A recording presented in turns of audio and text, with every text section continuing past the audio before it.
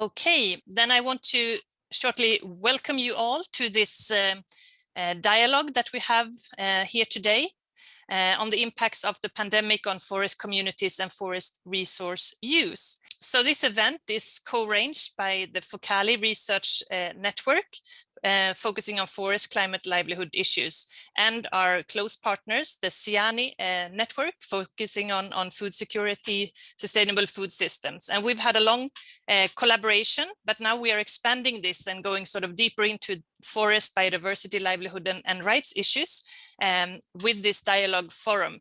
And this is the first dialogue in this forum. My name is Maria Öhlund, and I'm the project manager of the Focali Research Network. And then if you select gallery, I think we will be able to wave to some others. I don't know if Madeleine Fogde, the director of SIANI, is here, then you can wave. And then SIANI is funded by SIDA, and then this initiative, the collaboration, is also SIDA funded. And I think we have SIDA, Madeleine Jönsson, here in the room as well. And then I want to present the team. We would not be here without Linda Hansson, and she will make sure this meeting runs smoothly. There's Linda, my closest colleague in the Focali SIANI collaboration. And we have Harry Fisher and at the SLU, and Jessica Lopez at Lund University, both Focali members that will assist with moderation and pick up questions. And then we have Magdalena Knöbel and Emil Planting that will also support us, and the interpretation team that will make us understand each other. Okay, so Linda, I think you can remove the backdrop. And if you go to the gallery, now we have introduced ourselves, but it's always nice to see who is here and greet you. And if this would be a normal Focali meeting, we would go around the table and everyone could introduce themselves, and we'll not have time for that now. But if you want to have your camera and mic open, that is fine, because we're gonna turn to all the time zones at least and say good morning, good afternoon, and good evening. So for all those that feel that it's morning time, perhaps South America, North America, you're welcome to greet us and say hi. Good morning over there. Very early good morning. Yes, early morning, maybe almost night. Good morning. And then, yes. And in the gallery view, you can look sort of back and forth. And then afternoon time from lunch and onwards, as perhaps Africa, Europe, Middle East. Hello. Good afternoon. Hello. Good afternoon. Hi. Yeah. This is also a good moment to test your mute on and Good off afternoon. function. Yes. And then we turn to the more dinner time, evening, maybe early night, Asia, Southeast Asia, Pacific. Hi, just Good about evening. Hi. Good evening. Good evening, Vietnam, and wherever you are. Nepal. Okay, Kalpana, and yes, okay. So now we all know each other, and that's good when we have a dialogue. At least we have seen that there are people out there that are interested to listen and exchange what we know on the current very serious topic for the dialogue, the reason why we are all here today. And I will turn to Harry Fisher, a Focali member and associate senior lecturer at the SLU. If you can tell us something more why we are arranging this event today. Yes, absolutely. Well, it's great to see everyone here, friends and colleagues from near and far. I would say that when the pandemic hit, many of us that work on rural communities and forest livelihoods knew that there was going to be a big story here. And then in the subsequent months, many of us started talking with our colleagues, trying to figure out what was actually happening on the ground. I'm sure that many people in this meeting were actually there trying to negotiate different kinds of responses on the ground. And one thing that became very clear to many of us is that the effects of the pandemic on forest communities was highly diverse. So it wasn't like there was one overarching lesson that we could draw from it. And then another thing that I started to notice is that within the media and even policy dialogues, there started to be a lot of claims that were actually rather speculative about this forest livelihood interaction in the context of the pandemic. And I think that we really lacked good hard data about what was actually happening. And the more conversations I had with people, the more I realized is actually we have a lot of really good hard data. It's just that it's quite diffuse and spread across many different knowledge communities. And so that is really what we sought to do here, was to bring many different people together, working in different parts of the world from across the research and practice divide, to really discuss what are the main issues here and what do we need to know, and what is the direction going forward.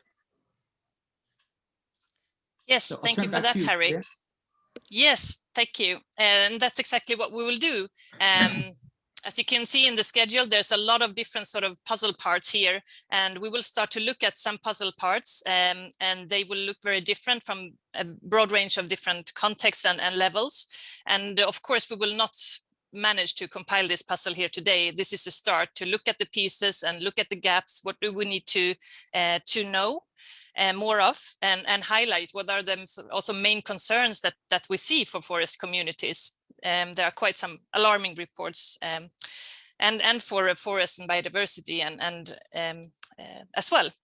And our hope is that many of you would be interested to collaborate on sort of bridging these gaps and the gaps between actors and regions, not only in this first dialogue, but in continued interaction ahead in different forms. And how, that is really up to us to decide. So this depends on the interest that different actors show in this dialogue and ahead. But I think with no further ado, I think let's start the program. So we will go into the first session that is highlighting sort of what do we know, and it will be highlighting two main reports that have come out. And we will start by turning to the Forest Peoples Program on the report Rolling Back Social and Environmental Safeguards in the Time of COVID-19, the Dangers for Indigenous Peoples and for Tropical Forest. And here we will have Caroline de Jong, Policy Advisor, just introducing the report, but then handing over to chapter authors. We'll have Ricardo Camilo, Nino, and then Keila Barrero from Colombia and Portugal, from Peru, to share from their reports. So welcome, the floor is yours, Caroline. Okay, thank you. Can you hear me? Yes. Okay, and Linda's sharing the screen. Yes. Okay, thank you very much, Maria. Well, you've already introduced me. My name is Caroline de Jong, and I'm a policy advisor at the Forest Peoples Program. We are an NGO working in solidarity with and in support of indigenous peoples in forest countries. And I'm very pleased to be part of this discussion today and to meet all of you. I only have 1 or 2 minutes to introduce some recent research pieces that FPP was involved in with regards to the pandemic and the impact on forest communities' livelihoods and rights. And then I will pass, as you said, Maria, to the next 2 speakers who will share a more detailed experience from Colombia and Peru. So I'll only highlight 1 report here, and I will place links to the others in the chat straight away, which is a discussion paper that was launched last month called Rolling Back Social and Environmental Safeguards in the Time of COVID-19. And it was launched during a webinar, which was co-organized with the Tenure Facility in the Land Portal, which you can also rewatch on our website and the website of the Land Portal. And I heard that over 1,000 people signed up for that event, which shows how much interest there is in this topic, as we can also see today, because I heard there's a lot of people for this event as well, which is very positive. So this Global Synthesis report draws on in-depth case studies developed by grassroots research teams in Brazil, Colombia, Peru, the Democratic Republic of Congo, and Indonesia, 5 of the most tropically forested countries of the world. And it demonstrates how states and other actors in these 5 countries have used the pandemic as an opportunity to roll back social and environmental safeguards, and in doing so are eroding the rights of indigenous peoples in these countries. So we are lucky to have with us the co-authors of the Colombia and the Peru country reports, Camilo Nino and Kela Barreto. So let's listen to their findings. Thanks. Thank you. Yes. Welcome, Camilo.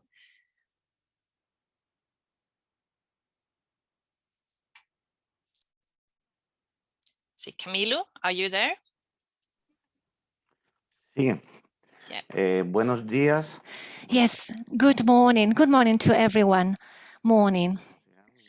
I think you know me already. My name is Camilo Nino. I come from Colombia. I belong to the Arahuaco people of the Sierra Nevada from Santa Marta. And at this moment, I would like to tell you about the impacts that COVID had brought to the indigenous people. I can qualify this impact in general terms in a negative way. It has been a very negative impact. First of all, we are the National Committee of Indigenous Territories. It is an important forum of dialogue and agreement among the indigenous people and the national government in Colombia. And at the moment, we are participating in the report that we are mentioning here. But we have to draw attention to the following. Colombia has 114 million hectares in all its territory.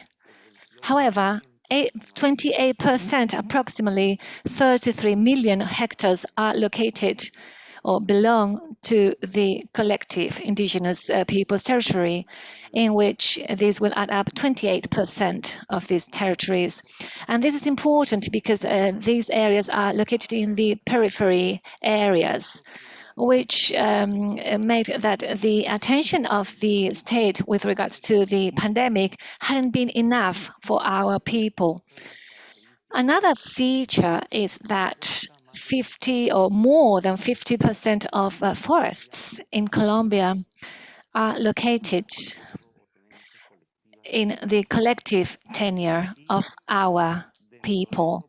And within that, we can also express that there has been an increase of deforestation when we had more than 64% with regard to the previous years when we talk about deforestation.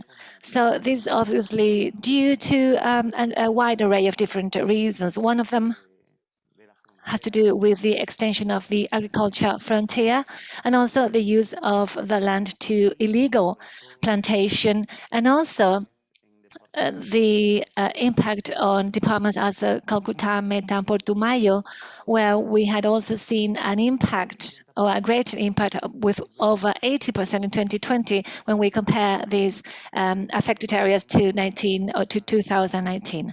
We can also talk about the pandemic effect on these many deaths that we've seen of people. We have more than 1,200 people died from COVID.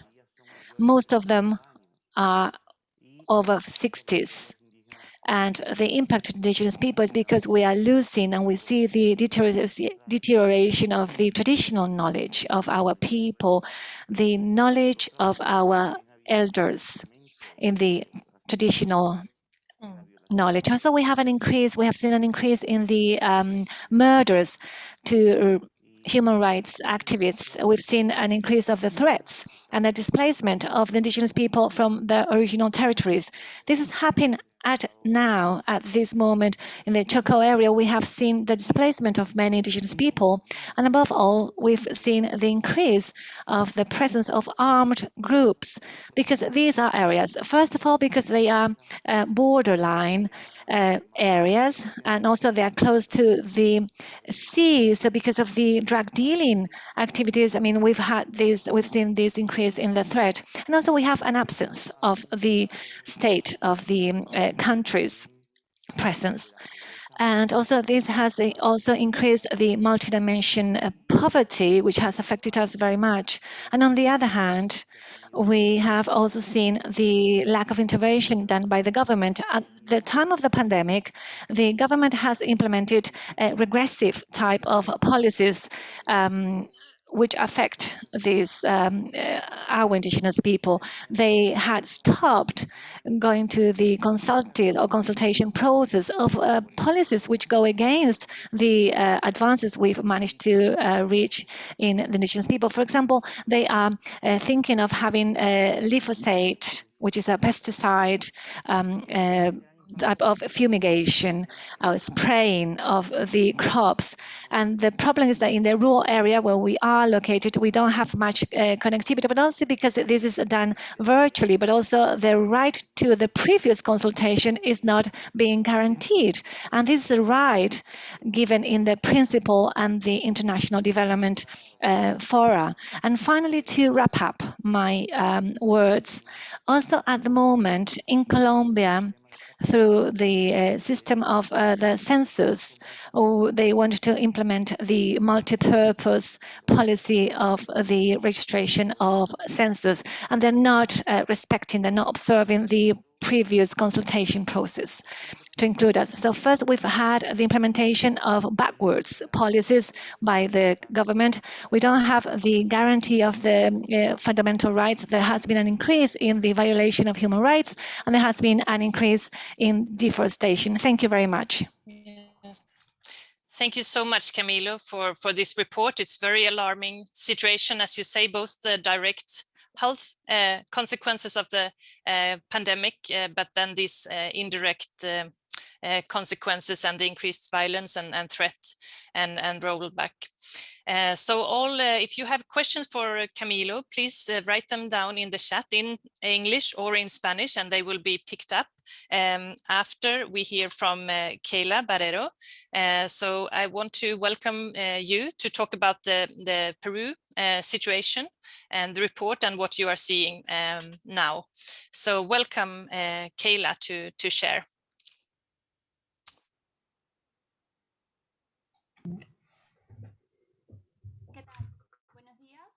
Hello. Good morning. Good morning, everyone. And I'm saying good morning because in Peru it's still 10 in the morning. Good afternoon to you. I'm going to share a very brief presentation with regards to the results that we highlighted in the report about the changes in the safeguards, the essential safeguards as a result of the pandemic. I would like to start by saying that this report was co-created with Rocio Aranda, my colleague who unfortunately cannot be with us today.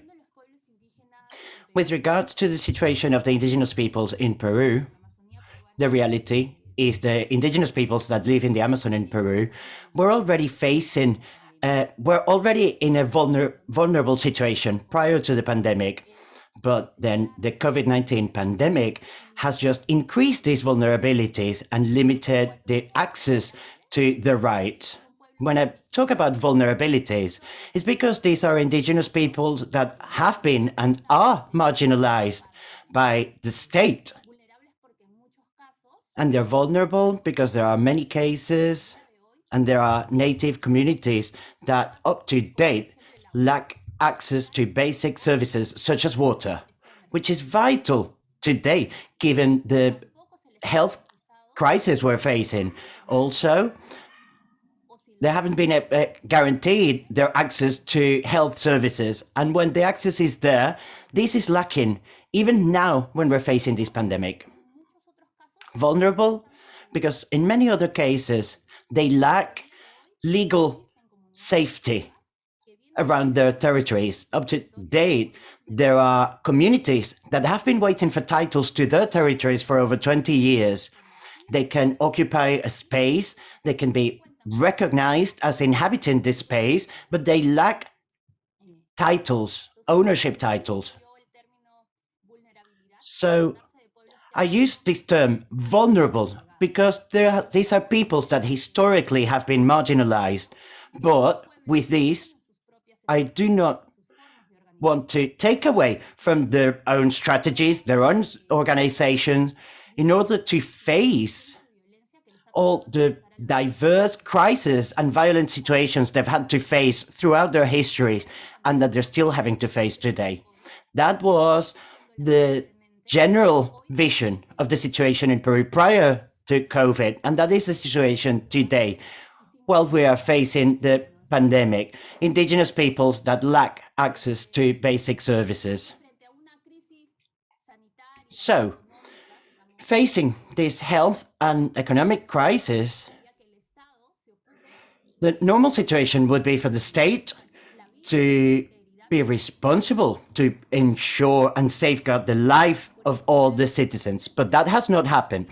On the contrary, to face this economic crisis, the Peruvian state opted for one of the routes that creates or causes more damage on the indigenous territories. They have not paid attention to sanity or health measures that would ensure the safety of these peoples. So the state renewed the extractive activities a few months after declaring the emergency situation from COVID-19. So when within this framework of the health emergency, there were some rules that were approved to renew mining activities and extractive activities, which are precisely those who take place in territories where indigenous peoples live. I would like to highlight here that aside from the threats that already existed as a result of the formal extractive activities during the pandemic, there has been a greater threat to indigenous peoples as a result of illegal activities, such as illegal logging, drug trafficking, harvesting of illegal crops, etc. And these has also exposed to risks the legitimacy of indigenous leaders. Up to date, throughout the pandemic, there have been 8 leaders that have been killed. They have been killed for defending their territories, for opposing to those carrying out illegal activities. The first case of an indigenous leader who was murdered was on the 12th of April last year, a month after the start of the emergency state of emergency in Peru. Then, less than a week ago, a female indigenous leader was murdered as well, both for the same reason, for defending their territories. The Cacataiva indigenous leader, he was also the president of a native community. He had been defending their territory for over 25 years, because they have still, after 25 years, not received titles to their territories. The same situation happened with the female leader I mentioned before. Nearly a year has gone by from the first case of the first murder and this last murder, and we're still awaiting justice for these indigenous peoples. These communities are still lacking titling, and this seems to be supported by the state.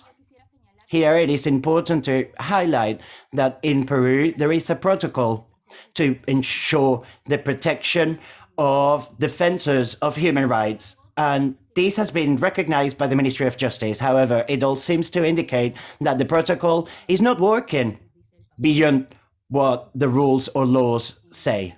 Yes. To conclude, the extractive activities were renewed before ensuring the protection of the rights or the safeguard of the rights of indigenous peoples, and the illegal activities have been rising on a daily basis, and the pandemic has been the best scenario for illegal activities to increase.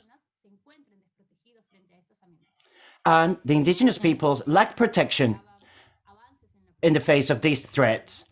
If before the pandemic, the rights of indigenous peoples were not safeguarded, during this health emergency, it has been clear that the state has not articulated or generated strategies that allow to safeguard the life and integrity of these peoples and their leaders. I believe that at the moment we're facing elections, and these elections don't seem to bring changes with regards to the safeguard of the rights of indigenous peoples. I would like to leave this here, and maybe later on we could answer some questions. Over to you. Thank you so much for this report, Kayla, and it's very alarming. We are hearing this from many areas that the threats and violence and even murders are happening, and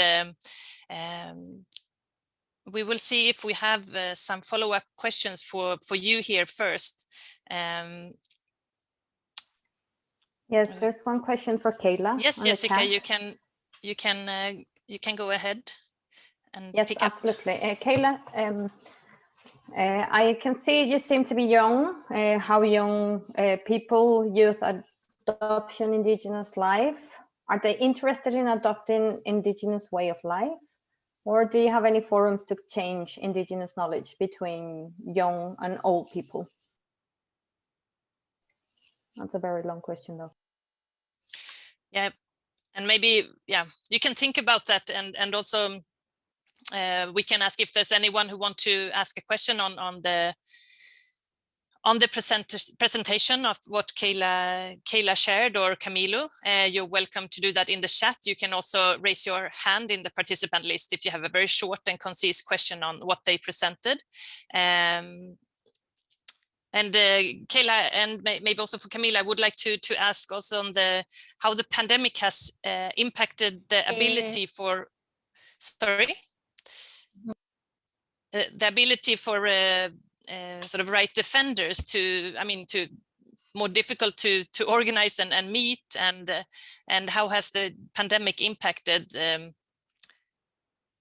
rights groups' ability to push back against this illegal encroachment and rollback that you see?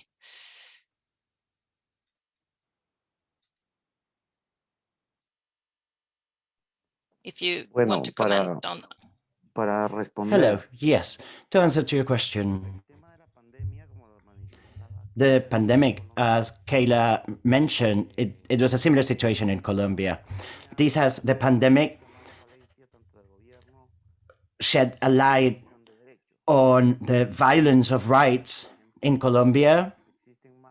The violation of rights are in Colombia. There are over 1,000 claims that are not resolved with regards to the insecurity of land tenure and other issues. And this is a big issue that we're facing when it comes to the implementation of policies. Because the places where we're asking for these safeguards and legal safeguards, these are not being looked at by the government when it comes to ensuring fundamental rights. And then here, for example, with the issue with fumigation, and these are policies that are carried out by the state. On the second hand, there has been a significant increase in the murder rate. And in the face of these, we have had over 102 leaders that have been murdered during the pandemic.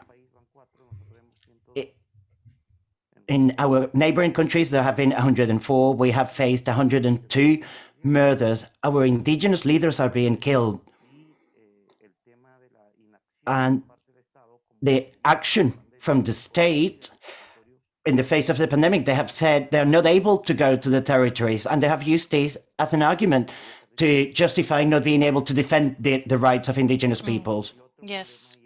And there's another issue, and this has to do with the mines that are present in the territories, landmines, and the Colombian state has used this as an excuse to not be able to defend the rights of indigenous peoples. I would leave it up to here and give you back the floor. Yes, thank you, Kayla. And if you, Camilo and Kayla, if you want to comment on the same question, you're welcome. Yes, I would like to also answer to the question that was sent via the chat. Yes. I'm not an expert on this subject matter, but there are several initiatives from indigenous organizations here in Peru to create spaces for the youth And this is a fight or struggle to see how to call for young people to participate in indigenous organizations. But then on the other hand, young people are also thinking about leaving the communities in search of work to try and find a way of earn a living. And what can you offer them as an indigenous organization? So this is a struggle, an internal struggle to call it, to give it a name. But there are initiatives within the indigenous peoples to try to involve more young people within the organizations. And this could be seen, as it's mentioned here in the chat, as an indigenous way of living. I don't know if that really exists, but we could explain it that way. Thank you. Over to you. Yes, thank you. I heard from some partners also that during the pandemic now, when more people are using Zoom and other digital technologies, that can also help some indigenous groups and youth groups to reach out more. And hopefully we can also provide some kind of platform here today. I think we need to proceed, but there are more questions in the chat. I will just pick up one final, and you can comment very short, and then we have to proceed. So these actors, see now there was the actors, the illegal activities. Who are the actors? What are the sources of capital? What type of sort of actors are behind this mining? Or if you want to comment short on sort of the main drivers behind that you see, and then we have to proceed.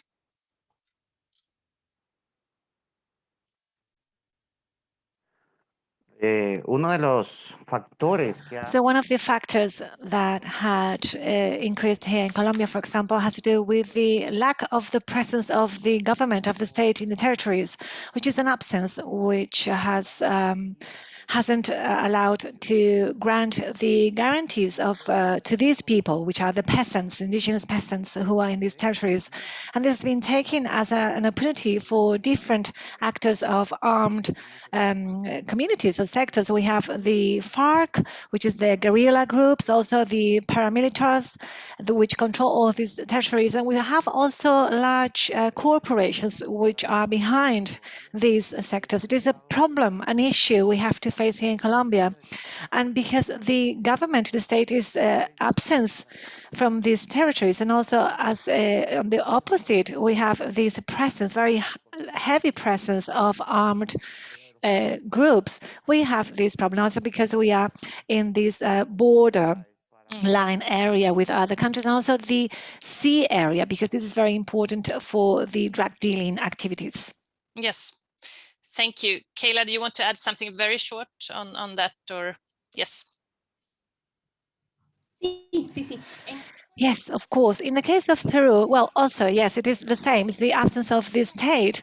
When the emergency state started with the COVID, the decree was basically the lockdown, national lockdown. In these areas of the Amazon, there wasn't anything. We didn't have any military presence. We didn't have any troops. We didn't have any police officers. And this allowed the invasion of these third-party actors, which dedicate themselves to these illicit crops.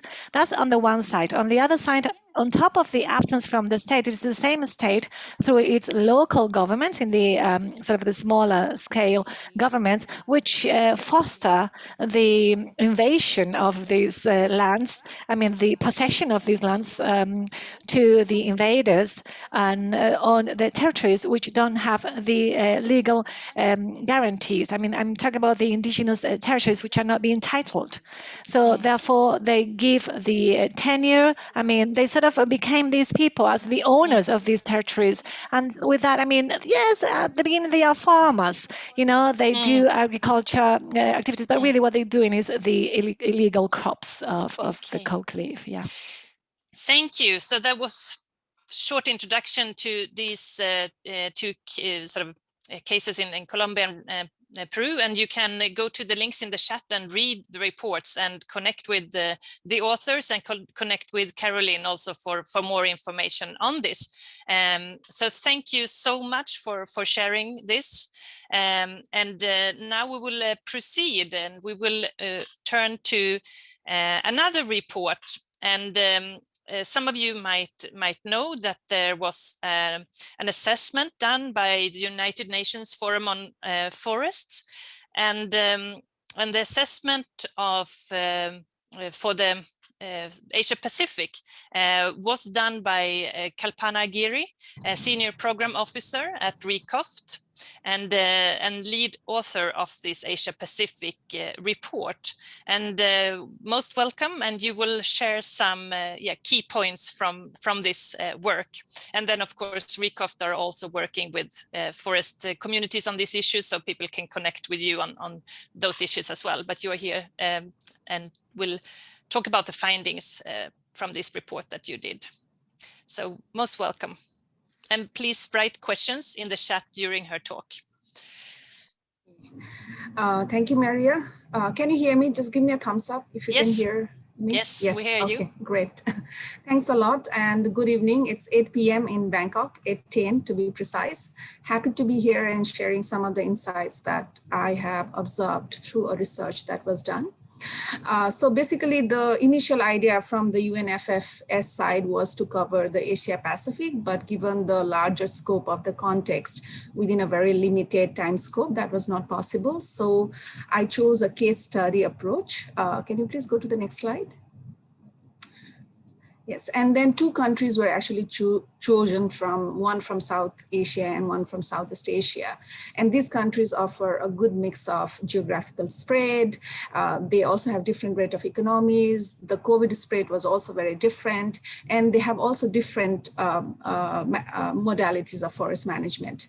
So when I was actually looking at the studies, then the narrative of impacts of COVID on forest sector also needed a little bit of unpacking, because yes, COVID-19 was a very unprecedented, let's say, a thing that actually happened, unprecedented crisis with lots of different changes. But then when we look at a sector and try to analyze it, then instead of really saying, okay, what did COVID actually did in forestry, the interesting question would be, what was there in forestry sector and how in the post-COVID context is actually interfaced within the system dynamics.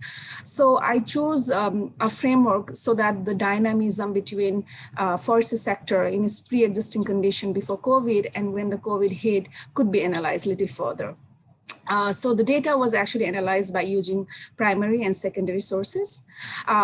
So the biggest takeaway, I think I would say for me and for many of you who are here today is this. I think the major constraint dealing with COVID-19 impacts were not really related with COVID-19, but it's more related with the ambiguous policies which existed before COVID-19. And it was compounded with either the provisions of social protection mechanisms and measures were provided during COVID or not.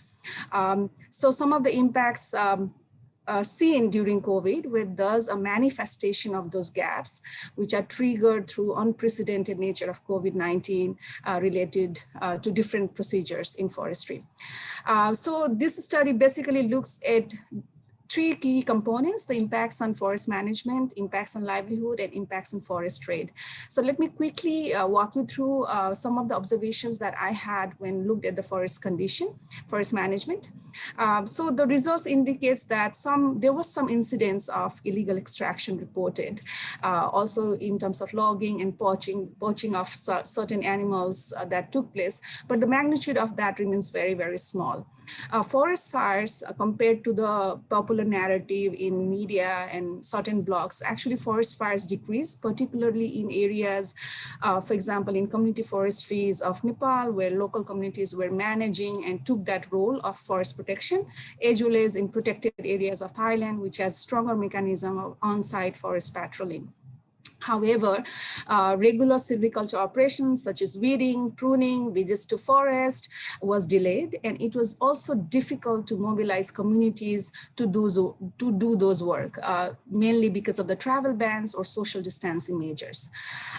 One of the interesting things is that in countries like Nepal and in Thailand, the time of travel bans actually coincided with some of the harvesting season of some of the products like non-timber forest products, particularly. So there were delays, and there were also delays in getting permits and approvals for harvesting because the offices were closed as a prevention measure in many countries, and not an alternative measure was provided to actually get a faster, easier way of getting those permits, which also impacted harvesting and tracking of those products. The annual targets for plantation, for example, in terms of reforestation activities, were also delayed or not met. And in some cases, the regularly occurring capacity building events were actually canceled. And this created some kind of vibes among the people who are working, especially on transboundary issues, where they felt like not having this face-to-face interactions, where a lot of informal talks and political diplomacy needs to be happening through the informal chats, was actually curtailed. In terms of, next slide, please. You have 2 minutes, yes. 2 minutes. So in terms of the livelihood, I would say local communities' livelihood was very negatively impacted, and communities actually used forests to meet some of their daily needs. They collected food, fodder, grass. In Thailand, particularly, they use it for food. In Nepal, mainly for fodder. And along with these forest products, I think the forest space itself provided a relief and a sense of refuge to many rural migrants, in particular in Nepal, who returned back to their home villages after losing job in cities or bordering countries. So, however, the livelihoods of communities, for example, especially in ecotourism side, got hardest hit with losing tourists, losing the main source of income. And this has created a negative spiral on how and who is actually going to bear the economic cost of conservation, particularly in ecotourism sites. So one of the biggest takeaway, I think, in terms of the local livelihood, was local livelihood, especially in those areas, were really negatively curtailed, and that there was an imminent need of direct and more immediate economic support for communities that was needed. And so in some cases, some economic stimulus and social protection mechanism was mobilized either through the state or either through the communities. So key factors that actually affected the livelihood were related again to tenure security and the economic returns that they could make from the forest. Third, next slide, please. So in terms of the forest trade, I think travel bans actually affected the transport and timely supply of raw materials. It also lengthened the process to get the permits and approvals, and it increased cost of production. Companies also let go some of their labor, especially those who are in informal roles and didn't really have formal contracts. So they were the ones who actually lost jobs and income, and these are the people who are mostly working with forest companies on site at the local level. And annual revenues that's coming from forest sector also was decreased. Next slide, please. So summing it up, I think I just wanted to make this point that yes, there were notable impacts that were observed in forest management practices, livelihood in forest industry, but then not all impacts were actually a direct result of COVID-19. The direct factor can be traced back to the fact that lockdown was linked with the limited on-site monitoring and community mobilization. There were delays in permit and approval process, and it coincided with some harvesting season of timber and some NTFPs. However, the indirect, and I think most triggering factors were the conflicting policies in terms of communities' rights to forest resources, in terms of tenure security, the inadequacy of social protection mechanism within the sector. So you need to slow down a little bit to make the translation work.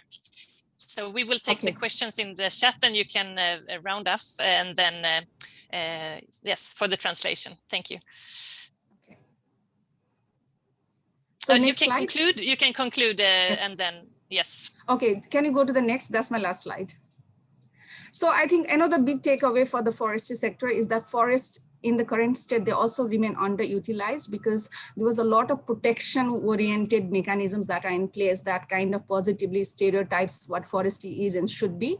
But local communities are not seemingly getting benefit out of that narrative. So who is ultimately going to bear the cost of economic cost of conservation? I think that's a question that we need to be asked. And some of the ways to resolve issues around is that valuing and preparing this sector to have a lot more, like land use planning and sustainable forest management is the need.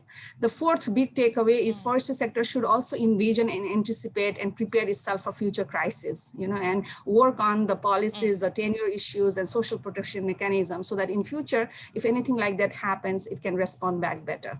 So with that, I would say thank you. And I look forward to your questions. Yes, thank you so much. And because this presentation was a bit longer and we'll need to take the questions to Kalpana in the chat. And maybe Kalpana, you can also type in the chat, sort of challenge the resources and practitioners and policymakers here. What are the key gaps that they should look at? So that's my question for you to the chat. And then anyone can ask you a question, but respond as much as you have time and energy for. But we look forward to hear more from you as well. We will need to proceed to what we call open platform. And the idea here was that we know that there are so many people around this sort of global table that sit in different contexts and have also a lot to share and say. And this, we will do it in two ways. Linda will start a Mentimeter presentation. So there will be instructions placed in the chat about Mentimeter, and there's a code that you will can type in. So you can go on your phone on the side or on the computer to this page, menti.com, and type in this code. And there you can share something short on what you see from your horizon on the challenges, early sort of developments in the times of COVID-19. But we also, while we are doing this, you will see the results from the other participants showing up on the screen. We want to also open the floor for a short bit. We're a bit behind now, but we will let in a few voices here. And you can write in the chat if you want to come in. You can write your name in the chat and from what context you have something that you want to briefly share. And now, I mean, it's a 2 minute, 1-2 minute just sharing that you have something to share, and then we can discuss more with you on this as well. So please go to the Menti and fill in. While you do this, I will also invite Kundan Kunmar, Director for the Asia program at the Rights and Resources Institute, for a first very short reflection, and try to be very brief to let also others come in. But Kundan, welcome. You can go first. Thanks, Maria. I'd just like to present that RRI Rights and Resources Initiative is a global coalition of right holders and their allies. We have 21 partners across the world. And so we have, in some ways, we have a synthesis of what is going on across the world in different countries, and it varies from different to country, of course, country to country. The key observations that I would like to make is one, that in most countries, what we have observed, because we have responded to COVID crisis in so many different ways, including, supporting work by our partners and collaborators across the globe. One observation is that this was a shock to the system, especially to the forest communities and the governance systems and their lives and well-being, as well as the state. And the major outcomes that we see, the pattern that we see emerging is that one, that there is an absence of state and state apparatus when it comes to the protective function and support function to the communities. And this is across the world, we have seen that the inability of the states to kind of really respond positively and being able to really constructively support the communities. And I think it came out very well in the first presentations from Peru and Colombia. Second was that the COVID crisis also actually allowed space for the powerful actors in the state and allied with the state, the elites and sometimes even criminal gangs, the freedom to operate with great impunity. And that in some states that was in collaboration with the government, in the sense of that, for example, I would say Colombia to some extent, but in other states it was in spite of the government, which might be more democratic. And so that happened quite, and that had a major impact on the well-being of local communities and indigenous people. Third observation that I would like to make is that the absence of the state also meant that the local communities and indigenous people, wherever possible, they had to self-organize. Many places they already self-organize, and they have done a really great job in kind of trying to deal with the crisis. So basically they're left to themselves.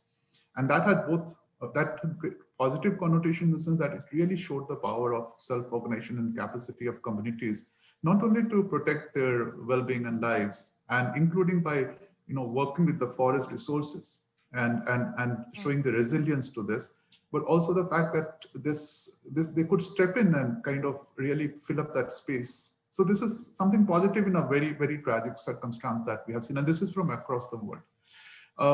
The fourth thing that I would point out, that the repressive activities and extractive activities that our colleagues from Colombia and Peru are talking about, that continued. And I can give examples for each of these. I don't have time, but I could illustrate each of these with examples. Yeah, the last people can connect with you for more. Yeah. The last part that I would say is that one thing that it very clearly showed, and this is from the recovery perspective and the green recovery that we're talking about, that how if we can connect the narrative of green recovery or recovery with rights-based approaches to conservation, to livelihoods, to sustainable development, especially in forest landscape, and to climate mitigation, and most important, I think, forest restoration, that these should be seen as community-led activities where massive investments can be made as part of the recovery, and then that can help recovery in this economic recovery, which is both just, sustainable, effective, and efficient. And this is, again, we have data and numbers to kind of prove some of this. I can't present that in this time, and I think with that I will stop. Any questions? Yes. Thank you. Thank you. Yes, any questions you can connect with Kundan also in the chat. I would like to encourage some of those who type in these interesting reflections that we see on the screen. If there's anyone that want to verbalize a reflection, you can raise your hand or write your name in the chat. Jessica, I don't see that anyone has written in the chat. Do you see anything in?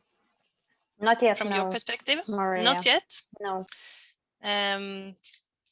Can also probe, we have Focali members here in the room that I can ask Elizabeth Similton from Vietnam, or we could ask partners via agroforestry to come in, or anyone that have written something. If you want to make a reflection, you are welcome. The floor is open. Is there an... Okay, let's see. We have, yes, Milka Shepkorir. Sorry for the pronunciation there. You are welcome to unmute. It's fine, Maria, and thanks for giving me this chance. I have written something on the Mentimeter, but something that I have forgotten really, and it is important and has been faced by my own community. I come from the Sengwer community in Kenya, is that during this season, there have been kind of laws and policies being passed so fast because we cannot have public physical meetings with our government officials, and therefore there are a lot of amendments that are not really considerate of our situations or even taking care of our reflections as forest indigenous communities, which is unfortunate, because if we are going to have a post-COVID situation, then we are going to face it with, you know, the reality that we have now, laws that were amended and some are passed without our inputs, and will definitely be working against us. That's why we are not involved in it. Yeah. Thank you for sharing we have all this perspective. I think yes, we have also Dil. So sorry, Jessica, was there someone else in the chat? Yes, that's still Katri. That raised hand. Yes, Dil Katri. So we will go to Dil, and then we will proceed. Thank you. Welcome, Dil. The floor is yours. I'll be brief. I think we had initial speculation or some kind of assumption that this pandemic has had, remarkable effect on livelihoods of people who are dependent on forests. Particularly, I'm talking from the middle of Nepal, situation in Nepal. And we had actually sort of field research over last 6 months covering both quantitative and qualitative sort of interviews. And it shows that, the collection of forest products for subsistence and livelihood hasn't been that much affected because mobility in the rural areas hasn't been constrained despite of, constraints mobility in the cities. However, those people who depend on forest labor, for example, involved in timber harvesting or non-timber forest product harvesting, and their job or their sort of income was affected. So, and our overall sort of preliminary finding shows that, as the impact to the rural livelihood is not as high as what we anticipated perhaps 6 months ago before we started research. So I think the effect is definitely diverse. And then what shows from the Nepal medians and community forestry context in rural areas is like, perhaps is less than what we anticipated. Thank you. Yes, thank you. And I will very briefly welcome one more speaker to the floor. And it's Elpas Masanga from Kenya. If you want to briefly share, you are welcome. Share who you are and where you. Thank you very much, Maria. I'm Elpas Masanga from Kenya, working for Slow Food Kenya. And as part of our work, we're also working with indigenous communities in Kenya. And one of the communities that we are working with is the Ogier community. Apart from the pandemic that affected the community, and we have other human activities that are affecting the Ogier community currently in Kenya. Like government has come up and formed through the Kenya Forest Services. They have developed some protocols in that they allow people to do farming in the forest. So what happens is that, like the Ogier community, they are well known to be people who survive and eat food from the forest. So they are like beekeepers. They are beekeepers. And those people doing farming along the forest, they are spraying chemicals, and these chemicals in one way or another, they are affecting bees. So one of the effects that is affecting the community is also on the issue of like reduction of bees, because when you spray, there will be no honey. And Ogier people, they survive on honey for their livelihood. And also the other thing that happened in Kenya that wasn't good to the community, that during the pandemic, Kenya Forest Services was like reclaiming back their land. And the issue of land tenure was not clear on the cut line on the forest land, like to the indigenous community. So what happened that during the pandemic, the community were displaced and were forced to be out of the forest. And we have Corona, we have rains, so they were chased away from the forest. And as part of their life, it actually affects their normal routine in terms of their life. Thank you very much. Thank you so much for sharing. And I think this is a recurring topic on the land tenure and insecurity issues, and we will come back to that in the groups. But now we will proceed. Thank you all for sharing, and continue to share and interact in the chat. I will hand over to my co-moderator, Harry Fisher, to take us into the next short session before we will have a break. So the floor is yours, Harry. Great. Well, thanks, Maria. And I can say that I feel that I'm really learning a lot from getting to hear everyone's experience. And so this is really enriching for me, at least. And I think that, the situation is very different than maybe it was a year ago, even 9 months ago, even 6 months ago. And I think that some of us are at this point at a juncture where we're starting to look back and think, well, what have we really learned over this past year? And what can it tell us about looking forward to the future? So I think that is another important piece of the picture that we want to touch on today. And we have several speakers. I'm going to keep time, and I'm going to let you know when you have 2 minutes left. And the first person that we're going to go to is Denise Margaret Matthias, who is a research scientist for the Unit of Biodiversity and People at ISOE. So I turn it over to you, Denise. Yeah, thanks, Harry, and good afternoon, everyone. So ISOE, that's Institute for Social Ecological Research in Frankfurt, here in Germany. And at the same time, I'm also representing the SIANI expert group on wild foods, biodiversity, and livelihoods. So for those of you who are interested, SIANI is sponsoring different expert groups. I'm not sure if they will open again for this year, but they have supported us throughout 2020. And so this is headed by Non-Timber Forest Products Exchange Program, which is an NGO, a network based in Southeast Asia. So and then it is composed of different indigenous communities all over Asia. So yes, our expert group is on wild foods, and everything that has been said earlier. For example, I really like what Kundan was saying about that it's already been 1 year since the lockdown in the Philippines or in Vietnam, in Asia. And as we have seen, the government relief goods and subsidies are no longer enough. And so we have seen the absence of the state, as Kundan was saying, and then the different community members who are part of the Wild Foods expert group have also different experiences to share. So the interesting thing, though, is that if we look at sort of the bright side, we find that most of them were saying that this time around, they really relied on the forest. So as Kunda was mentioning earlier, they self-organized, they were left to themselves, and then they discovered, again, wild foods.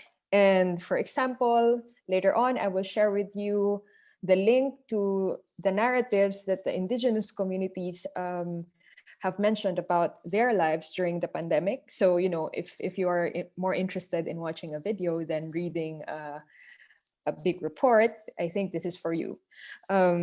So just a short highlight from that. So for example, in Vietnam, they were saying that they were able to take bamboo shoots, mushrooms, vegetables from the forest, and as well as in the Philippines, the indigenous peoples there were saying like, look, now our supermarket is our ancestral domain. So ancestral domain meaning that the traditional land that belongs to indigenous peoples.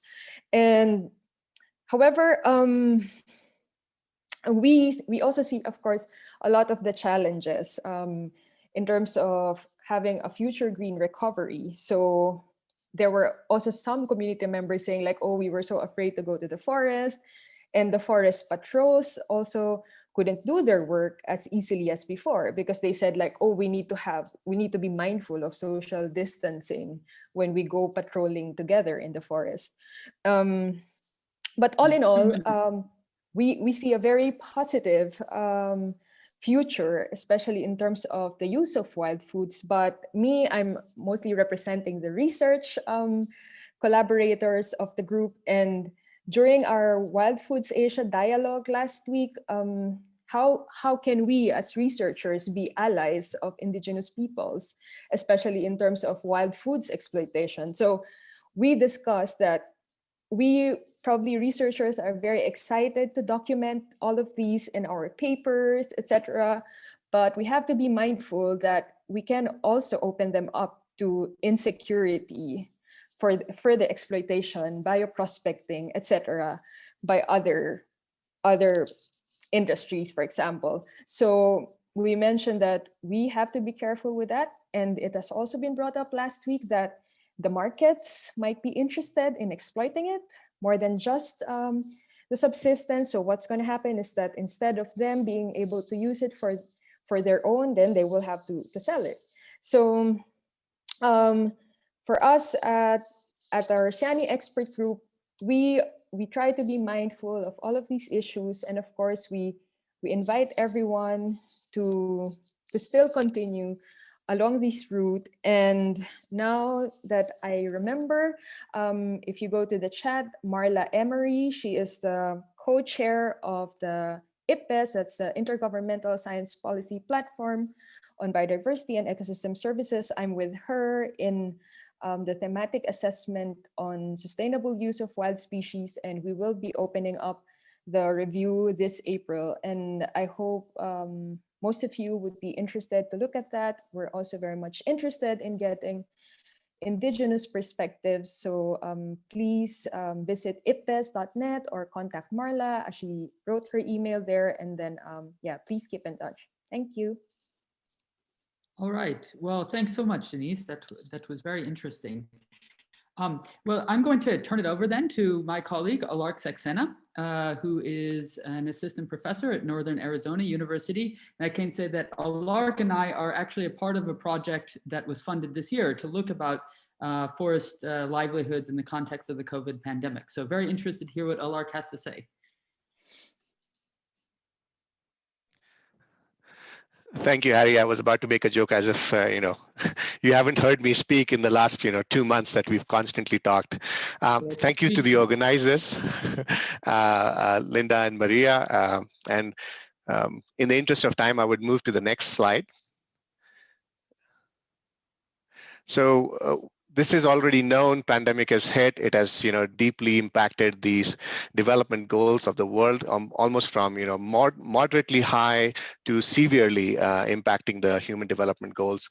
World Bank is basically pointing that 88 million people would be pushed into extreme poverty because of the pandemic. Next slide, please. Now, this has been, a catch-22 situation for majority of the developing countries, particularly for India, where 85% of the employment is generated by basically informal economy. So shut down the system and prevent yourself from COVID, but then the impact is, destroy the economy or destroy the livelihoods of thousands and millions of people. And of course, India had to take a decision. Decision was taken, lockdown happened. Next slide, please.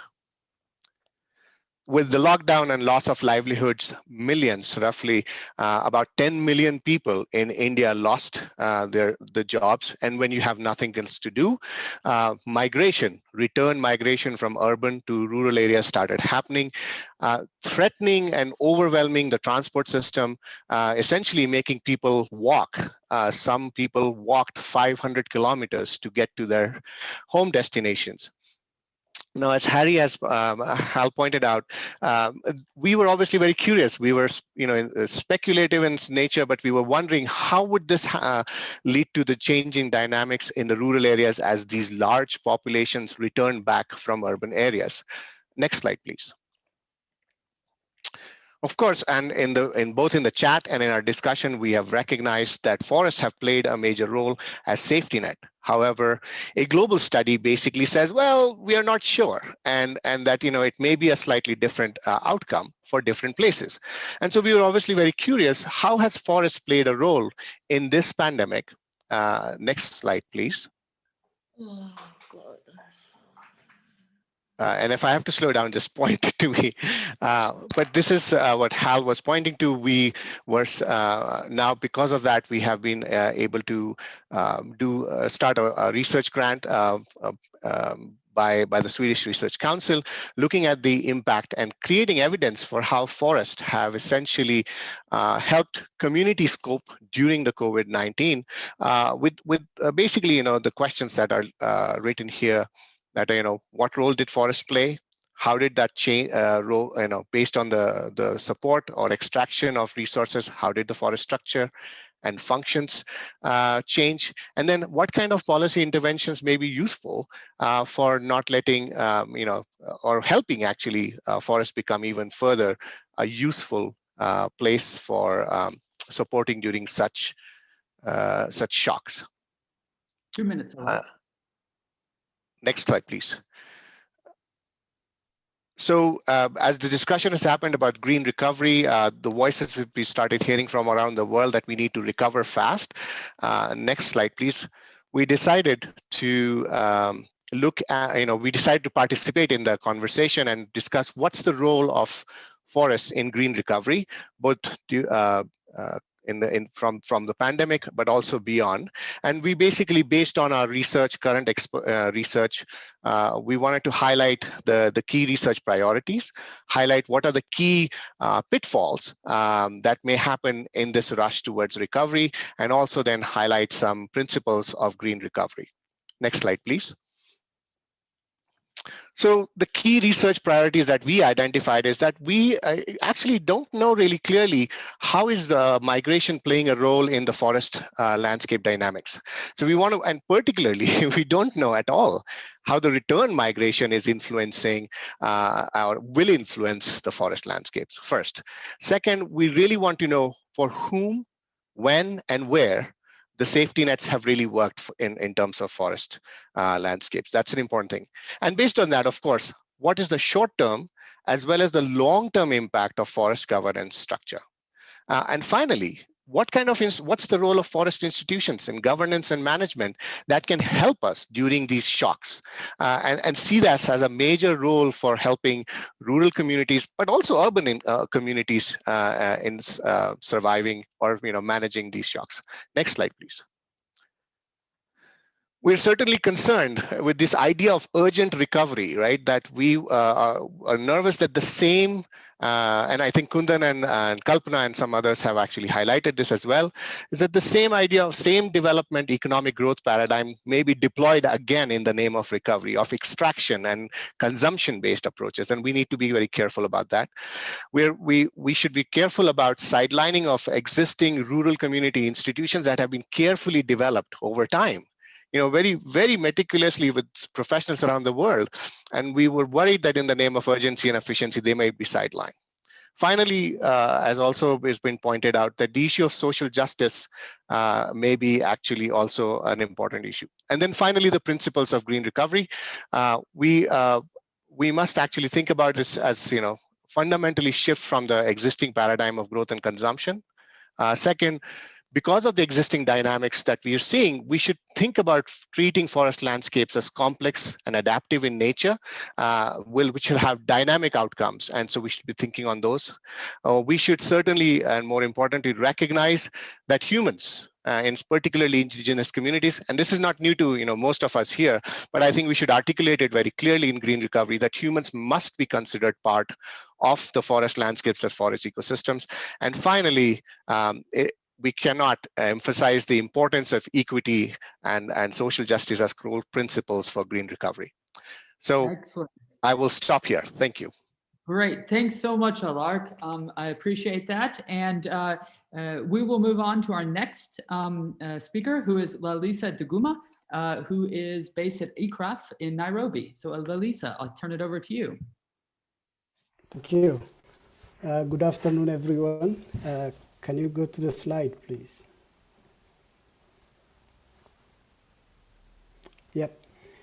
So in this short presentation, I'll be briefly talking about the COVID-19 pandemic and agroecosystems resilience. And here, we are not particularly talking about forest as a separate entity, but forest as part of the larger agroecosystem, because what affects forests is not only limited to the forest space, and there is a need to look at forests from that larger scope, which really pulls together the drivers of deforestation and forest degradation in link with the COVID-19 pandemic kinds of situations, and also in link with the existing pressures on such ecosystems. So what we did was we tried to review, okay, what is the existing report? Basically, we don't really know very much yet what exactly the impact of COVID-19 on agroecosystems is. But what we tried to do was pulling together different case studies which are published in different sources in the Web of Science, for instance, and tried to pull together lessons that we could piece together to inform these early insights into the recovery process. So here, when we say agroecosystems, I think very often we can get mixed up in what the terminology really entails. It's about the ecological processes, it's about the people, it's about the land use, it's about what happens within that landscape that you broadly see. For simplicity, that's how I would really like to put. And here, what I really want to emphasize is forest is one of the key components of all of these broader agroecosystem pieces and elements. Next slide, please.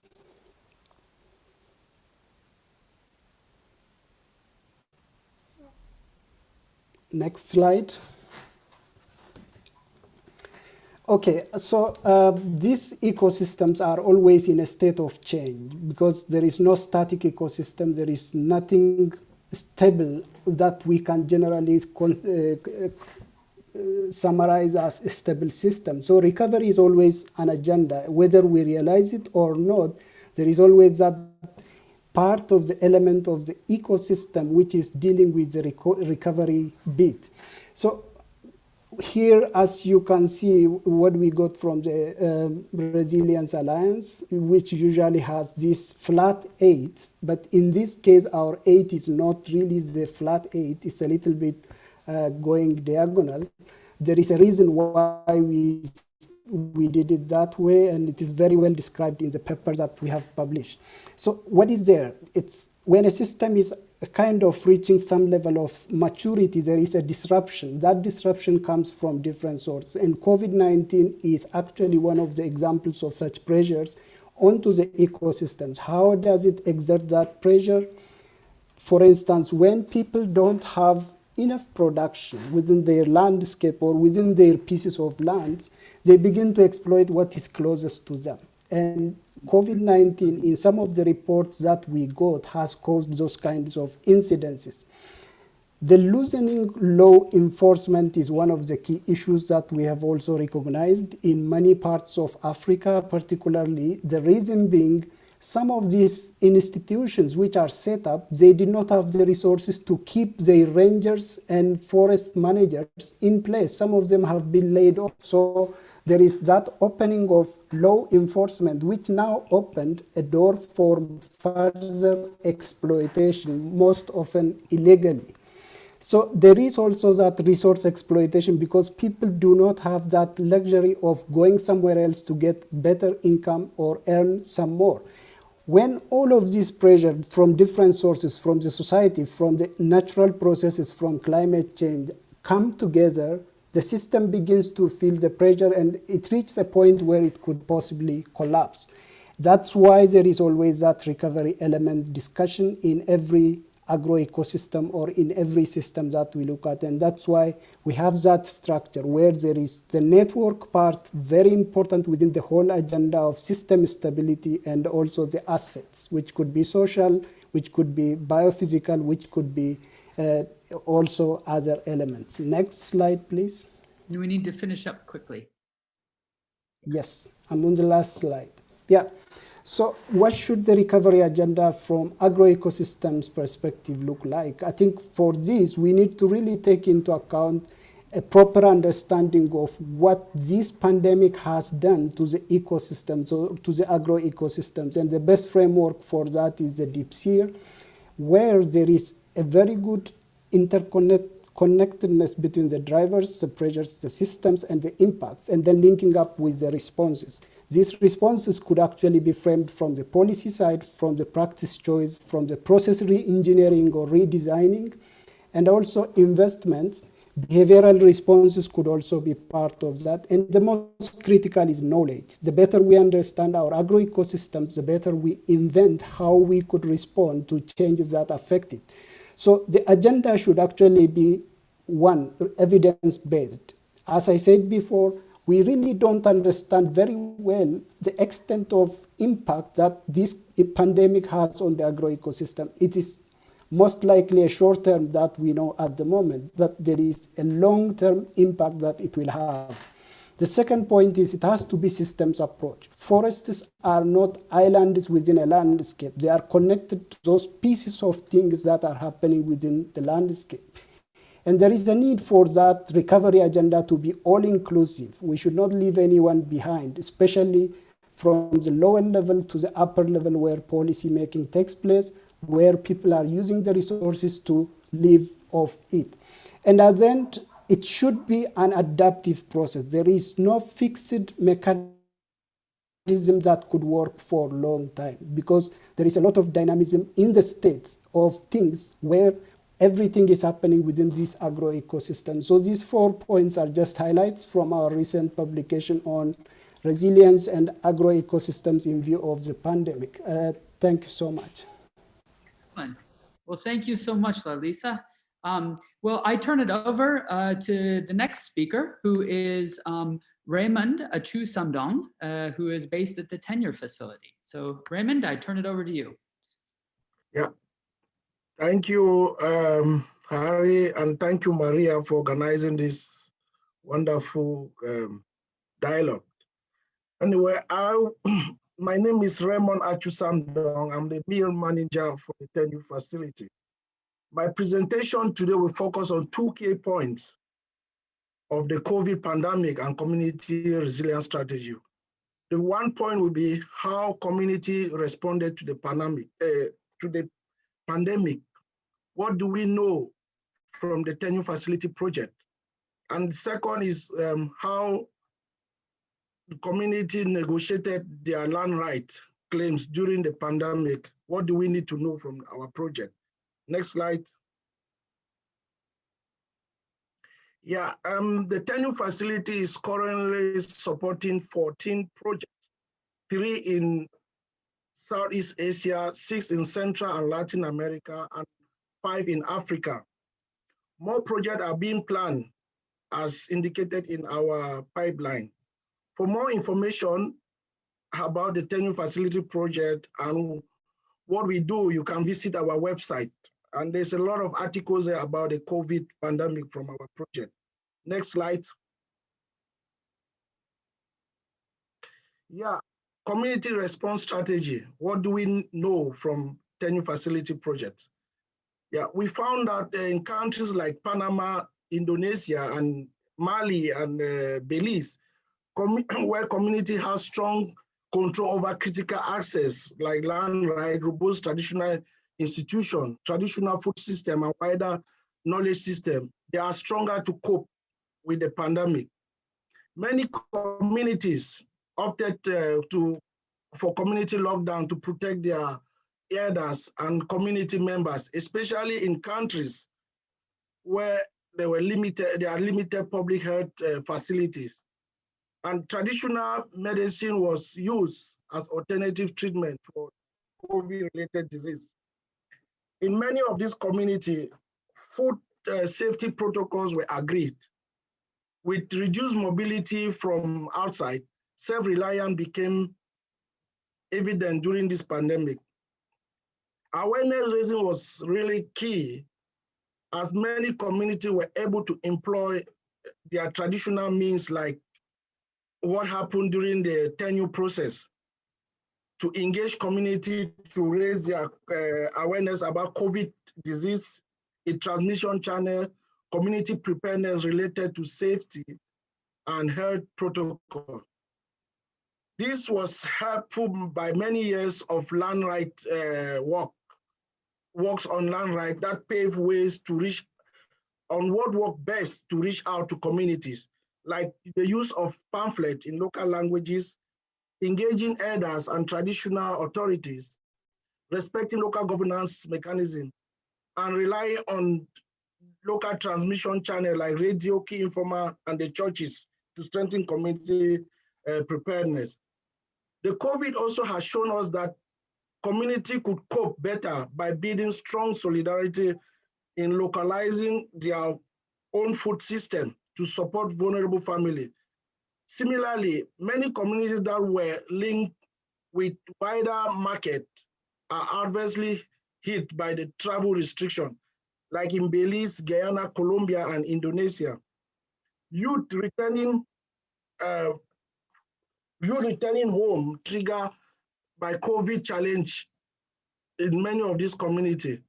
But in some countries, like in India and Indonesia, these youth that were returning were instead seen as an opportunity and asset to unlock that additional expertise and capacity to revitalize their traditional knowledge system for more village-based solution. Next slide. And we have 1 minute left, Raymond. Yeah. In the next slide, communities also have struggled to negotiate their land right even during this pandemic. And we also see where there has been controversial land deals, where we have struggled also to strengthen community capacity in terms of use of IT and modern communication, so that they can able to report on what is happening on their territory. And the last point here in conclusion is that we need to double down our investment into local community capacity strengthening, as local dynamic will be more and more important to look ahead, even in the post-COVID situation. Thank you. Excellent. Well, thanks so much, Raymond. And we have just a bit of time for questions. I do not see any questions in the chat just yet. So I'm going to raise a sort of broad question to all of the speakers. Anyone that wants to speak up certainly can. But I particularly saw in the second and third presentation a call for building more knowledge and what that kind of knowledge should look like. But I'm wondering, practically speaking, how do we go ahead and build that knowledge? And anyone that wishes to respond to that, feel free among the speakers. Yes, maybe I can just say a point. I think it is not easy to pull together this knowledge that we are referring to just by one institution. There should be a platform where institutions should actually bring in case studies, because for a project to really cover a wide range of topics or aspects, that could really build that solid knowledge base for us to move forward, to make decisions or to inform the decisions of the responses. We need that coalition of partners. And that partnership, in my view, I mean, at least if I can say, should not be like only the forestry sector. There should be the agriculture sector, there should be the fishery, there should be so many of those institutions working in different pieces, so that we can look at it from the broader agro-ecosystem point of view. And that's why our emphasis is largely around that agro-ecosystem, because if we can really influence the system from that broader perspective, looking at the people side of it, looking at the ecology and the environment, and looking at the policies and the investments, I think now we can bring to say, okay, here is what we know, here is what we don't know. We need other partners who can pull in that gap and who can fill that part of the knowledge element that we need to design a response that could be dynamic enough to accommodate the challenges we face. Thank you. Excellent. Thanks, Lisa. And I see Raymond has his hand raised, and then we can go to Alark after that. Yeah. One of the knowledge development that we are seeing from the 10U Facility project is how to strengthen local capacity by uniting the voice of indigenous people. This has really worked successfully in the case of Panama, where the CONAPIP have really united their voice, and it created a very strong force, and the government is recognizing this collective strength. The government tend to pay attentive and more accountable to communities that have united themselves, and communities that have stepped up to support in this type of crisis. So it's really important. Excellent. Thanks, Raymond. And Alark? First, I wanted to echo Lalisa and Raymond both in their points, well said. I wanted to add a few things. First, I think it is important to recognize what's the time horizon when we're talking about knowledge. Are we talking about an immediate aspect, or are we talking about 15 years, 20 years down the line, which changes a little bit of how we work. Second, I do think that it's we have to, as been said in other presentations, we have to engage in this kind of new push towards this idea of what does recovery mean? And we have to participate, our knowledge should participate in providing solutions. Precisely for, for one, the risk of being misinterpreted, and two, by being overtaken by other development agendas. So I personally feel that for those reasons, both science and community need to engage in those larger discourses in a much more coordinated way. And the knowledge has to be, I think both Lalisa and Raymond were highlighting those issues very clearly. So anyways, those are my points. Thank you. All right, thanks a lot. I find this very fascinating. We have three very different answers, but clearly all of them have some importance to them. I do see a question in the chat here from Roberto Pott, and he asks, what has been the experience in national government rolling back policy towards unsustainable resource use? We think we're seeing this in Belize. And do any of the speakers have something to say about this in your study areas?